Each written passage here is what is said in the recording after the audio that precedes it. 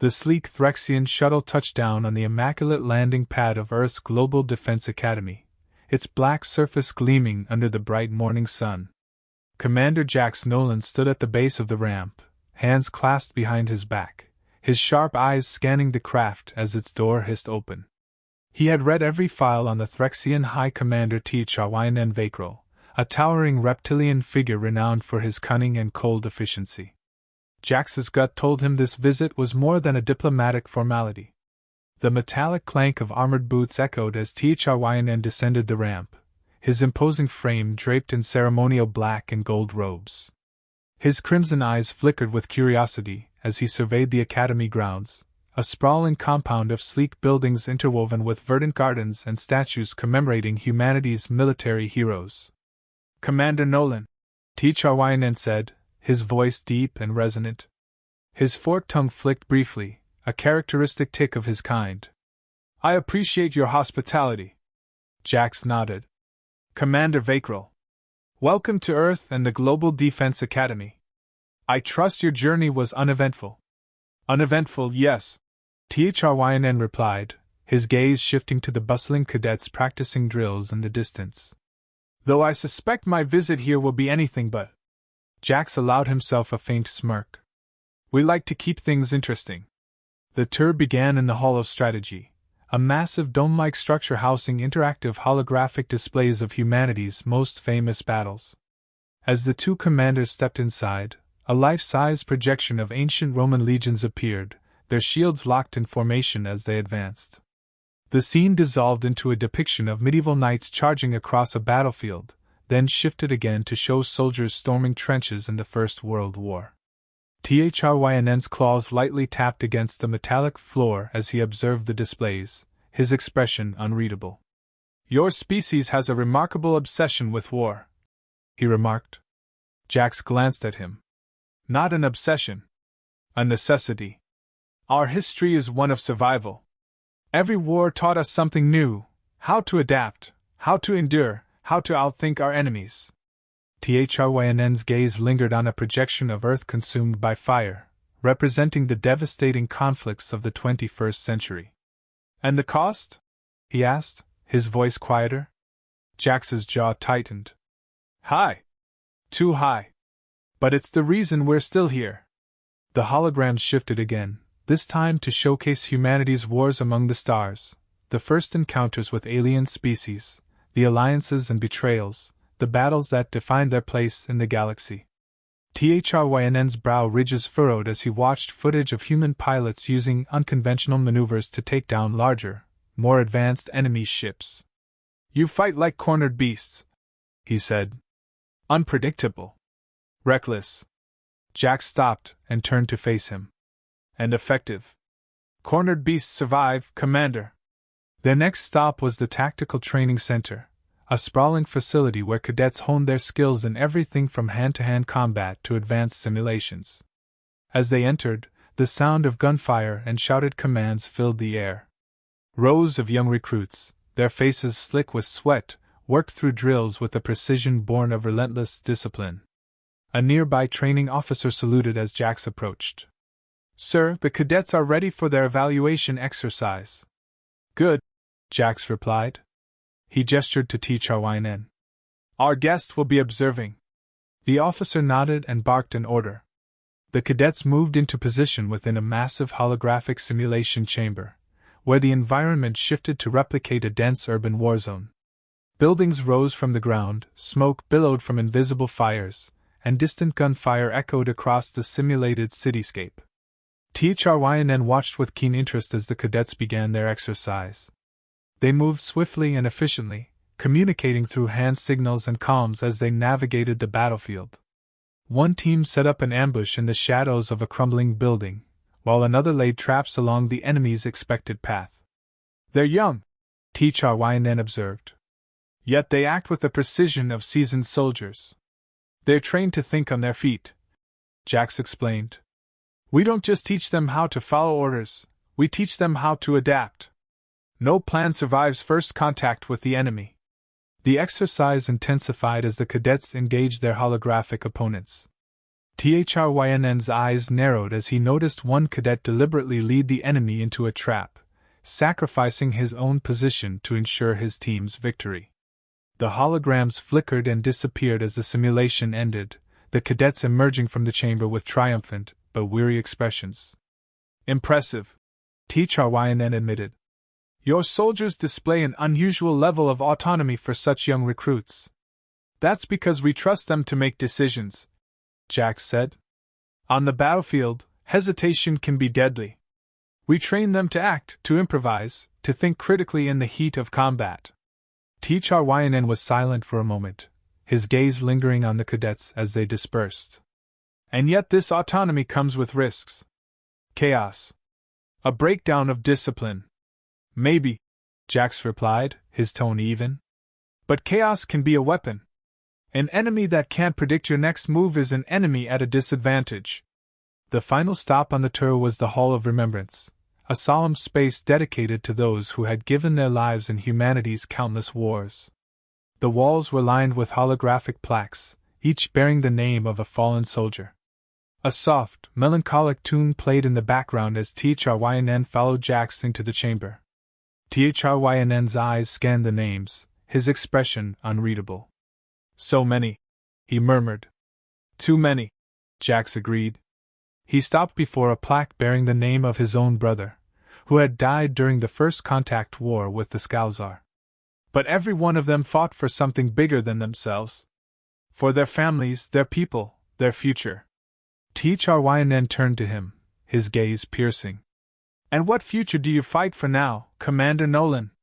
Jax met his eyes without flinching. One where we don't have to fight anymore. But until then, we'll be ready. The Threxian commander studied him for a long moment, then inclined his head. I see now why your species has endured. You are relentless. Jax allowed himself a small, grim smile. That's one way to put it. As the tour concluded, Thryn stood at the edge of the Academy's landing pad, his shuttle waiting behind him. He turned to Jax one last time. This visit has been enlightening, he said carefully. Your academy is a reflection of your species, resourceful, tenacious, and unyielding. But I wonder, Commander, if your greatest strength may also be your greatest weakness. Jax raised an eyebrow. And what's that? Your willingness to endure, Thryn replied. It drives you to survive, but at what cost? How much of yourselves are you willing to lose in the name of victory? Jax didn't answer immediately. Instead, he looked past Thryn at the horizon, where the sun was beginning to set. As much as it takes, he said finally. Because if we don't, no one else will. Thryn nodded slowly, his expression unreadable. Without another word, he ascended the ramp into his shuttle. As the craft lifted off, Jax watched it disappear into the sky, his mind already turning to the challenges ahead. The galaxy was watching, and humanity would not be found wanting. A deeper understanding. The morning sun cast long shadows across the Academy's training grounds as Commander Thryn Vakril stood atop an observation deck, his crimson eyes narrowed in concentration. Below him, a new batch of human cadets prepared for a live tactical exercise in the sprawling mock battlefield. The terrain had been set to resemble an arid desert city, a maze of narrow alleys, collapsed buildings, and hidden vantage points. Thryn's tail flicked uneasily as he studied the scene. These exercises, Thryn began, his tone measured, appear unconventional. Your cadets are young, yet you place them in scenarios meant to overwhelm even seasoned soldiers. Commander Jax Nolan, standing beside him, leaned casually against the railing. Unconventional is what keeps us alive, Commander Vakril. We don't train them to fight battles they're guaranteed to win. We train them to win the ones they're supposed to lose. Thryn turned, his expression skeptical. And you believe this is the best method? Pushing them to their breaking point in every exercise? Breaking point? Jax repeated with a faint smile. No. We push them to their rebuilding point. There's a difference. The exercise began with a sharp blast of the warning klaxon. Holographic enemies materialized across the city, their forms flickering briefly before solidifying into alien warriors wielding advanced weaponry. The cadets, divided into 2 squads, moved swiftly into action. THRYNN watched intently as the first squad took position behind a dilapidated wall, setting up a makeshift ambush. The second squad advanced cautiously through the open streets, their leader issuing quiet commands through a secure channel. "Why split their forces?" THRYNN asked. "Surely a unified group would have greater strength." Jax crossed his arms. "A unified group makes a unified target. Splitting forces gives them flexibility, forces the enemy to divide their attention. Watch." On the battlefield, the enemy holograms converged on the second squad, only to be flanked by the hidden ambush team. The cadets struck with precision, disabling several holograms in seconds. As the enemy adjusted, one cadet lobbed a smoke grenade, obscuring their movements. Within moments, the remaining cadets relocated, seamlessly transitioning to a new strategy. THRYNN's brow ridges furrowed. They adapt quickly. Too quickly for recruits of their age. They're taught to think 3 steps ahead, Jax said. Every cadet has to assume the enemy is smarter, stronger, and better equipped. It forces them to innovate. The exercise escalated as a second wave of enemy holograms appeared, this time equipped with heavier weaponry. The cadets' progress slowed, and casualties, simulated but impactful, mounted. One cadet hesitated as her teammate was killed, her weapon lowering momentarily. The delay cost her as she was struck down seconds later. "Interesting," THRYNN muttered, his sharp gaze fixed on the unfolding chaos.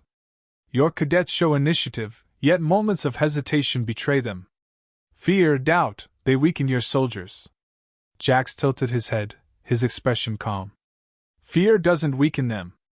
It sharpens them. Hesitation means they care about the lives around them. It makes them human. And it's what makes them dangerous." THRYNN's tail flicked, betraying his unease. "Sentimentality is a liability in war. Maybe for your kind," Jax replied. "But for us, it's why we fight. It's why we win." As the exercise concluded, the cadets regrouped, their faces a mix of relief and determination. The simulation had taken a toll, but their performance had been commendable. THRYNN followed Jax down to the debriefing chamber, where the cadets stood at attention, awaiting their post-mission analysis. "Cadet Ortega," Jax called out, his sharp tone cutting through the room. "You led the ambush. Walk me through your decision-making process." A young woman with a buzzed haircut stepped forward, her posture rigid. "Sir, the primary objective was to neutralize the enemy's central force. I observed their advance pattern and determined their most vulnerable flank. My team positioned ourselves to exploit that weakness while the forward squad engaged." Jax nodded. "Good analysis. But your timing was off by 3 seconds. That delay almost cost you the element of surprise. How will you correct it next time?" Ortega's jaw tightened. "By calibrating our comms for faster relays, sir. And ensuring our team leader coordinates the initial signal more precisely." "Good. Dismissed," Jax said, then turned to THRYNN. "Our debriefs are as much a part of training as the exercises themselves. Mistakes are dissected, not punished." THRYNN studied the cadets as they filed out, his expression contemplative. "They show promise. But such independence risks disobedience in the heat of battle." Jax's eyes hardened slightly. "It's not disobedience. It's trust. We trust them to make the right call when the situation changes. And that trust saves lives." Later that evening, Jax and THRYNN sat in the Academy's officers' lounge, their conversation shifting to philosophy over glasses of dark amber liquid. The lounge was a quiet space, adorned with artifacts from humanity's military history, medals, banners, and a cracked helmet from Earth's first interstellar war. "Your soldiers are unorthodox," THRYNN said, swirling his glass. "But I can see why it works for your kind. Chaos suits you."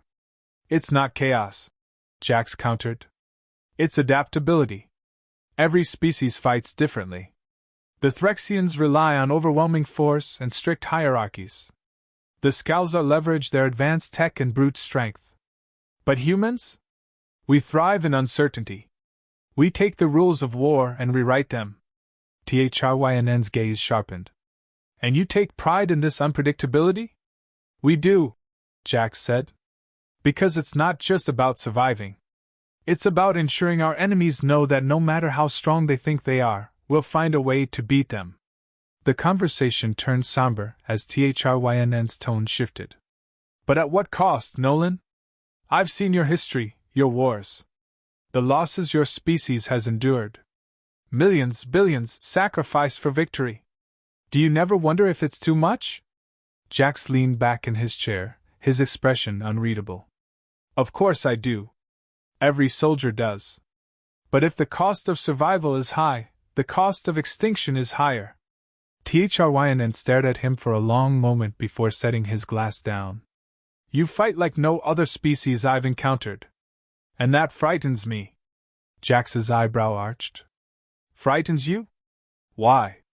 Because you are a species that refuses to accept defeat, Thrynn said, his voice low. And I wonder if there is a line you will not cross. Their conversation was interrupted by a message from the Academy's control tower. A new transmission had been intercepted, encrypted, alien, and urgent. Thryn's expression darkened as he rose from his seat. It seems your Academy never lacks excitement, he said. Jax smirked faintly. Welcome to humanity's finest, Commander Vakrel. As they made their way to the control room, both men couldn't shake the weight of their discussion.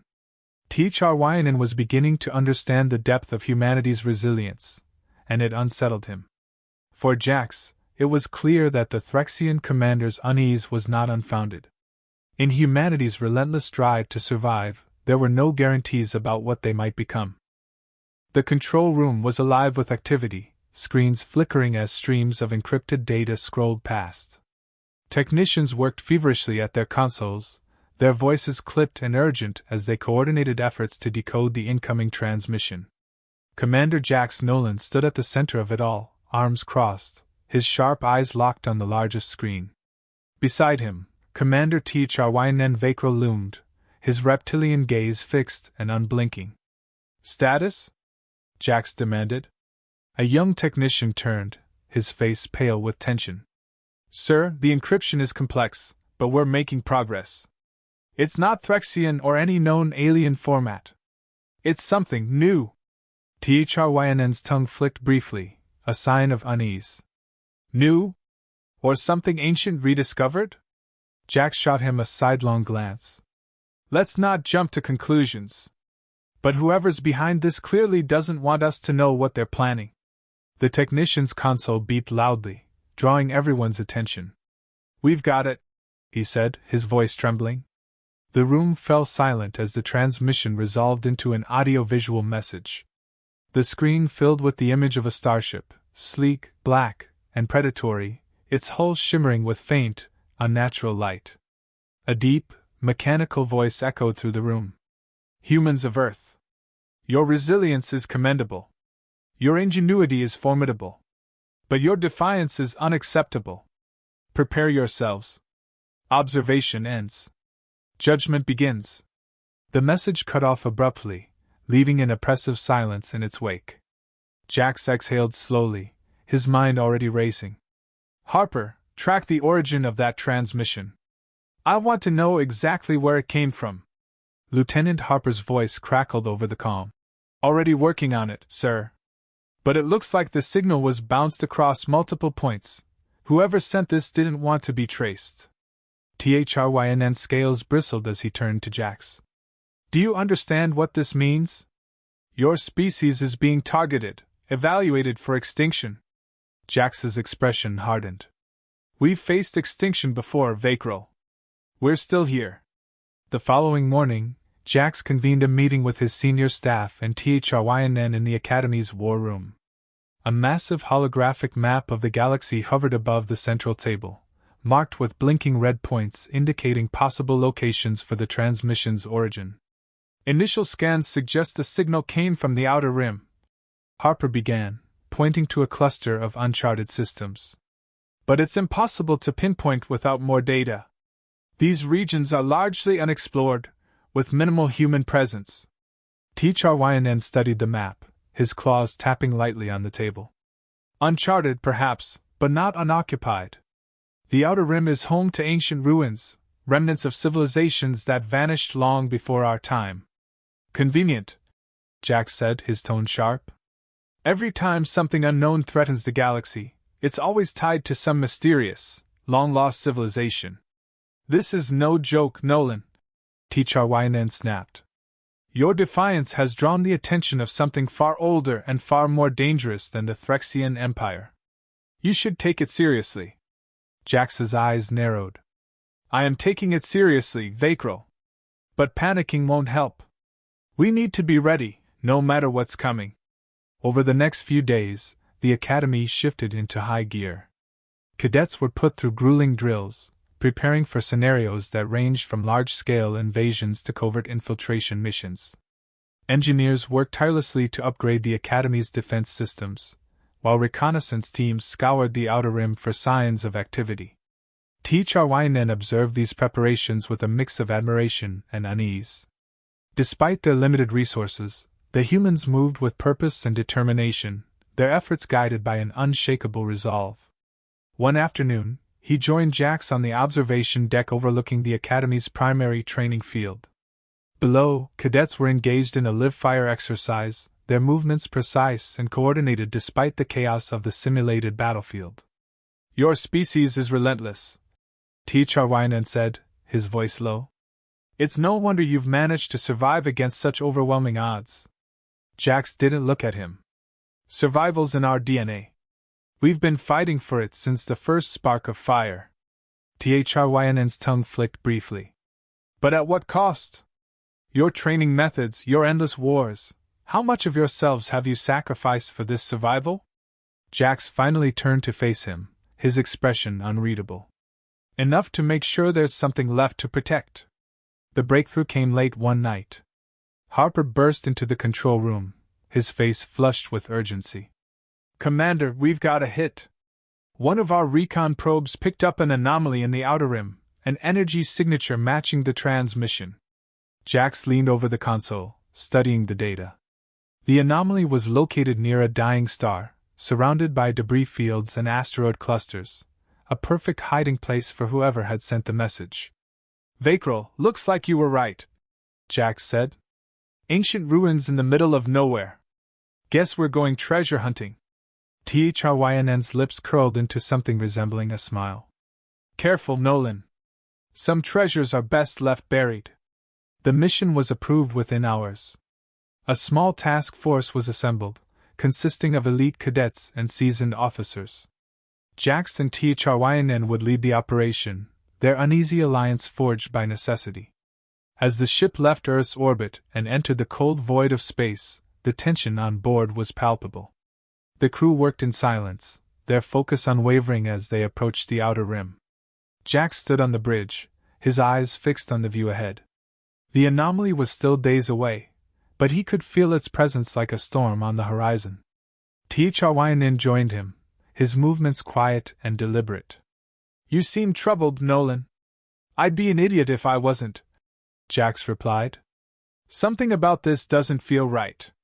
T'Charyn's gaze flicked to the stars outside. Your instincts serve you well. The galaxy is full of things we don't understand, things that don't follow the rules of logic or reason. Jax snorted. And here I thought you Threxians were all about logic. T'Charyn's expression darkened. Even logic has its limits. As the ship drew closer to the anomaly, the energy readings grew stronger. The crew began to experience strange phenomena, flickering lights, distorted audio signals, and a growing sense of unease that seemed to permeate the air. Jax called an emergency meeting in the ship's briefing room. Whatever's out there, it's not just sitting idle. It's trying to mess with us, psychologically, maybe even physically. Stay sharp, and don't let your guard down. T'Charyn folded his arms. And if it's not psychological? If this is something beyond our comprehension? Then we fight it the same way we fight everything else, Jax said. We adapt. THRYNN's eyes narrowed. Your confidence borders on arrogance, Nolan. Not everything can be beaten. Maybe not, Jax said quietly. But we're damn well going to try. When the ship finally arrived at the anomaly, the crew was greeted by a sight that sent shivers down their spines. A massive structure loomed in the void, its surface etched with alien symbols that seemed to shift and writhe like living things. It pulsed with a faint, eerie light, casting long shadows across the debris field. THRYNN's voice was barely more than a whisper. This is not the work of mortals. Jax tightened his grip on the railing. Then it's a good thing we're not just any mortals. The chapter ends as the task force prepares to board the structure, their fate hanging in the balance as they step into the unknown. The ominous glow of the ruins reflects in their determined eyes, a silent reminder of the stakes they face, and the resilience that defines them.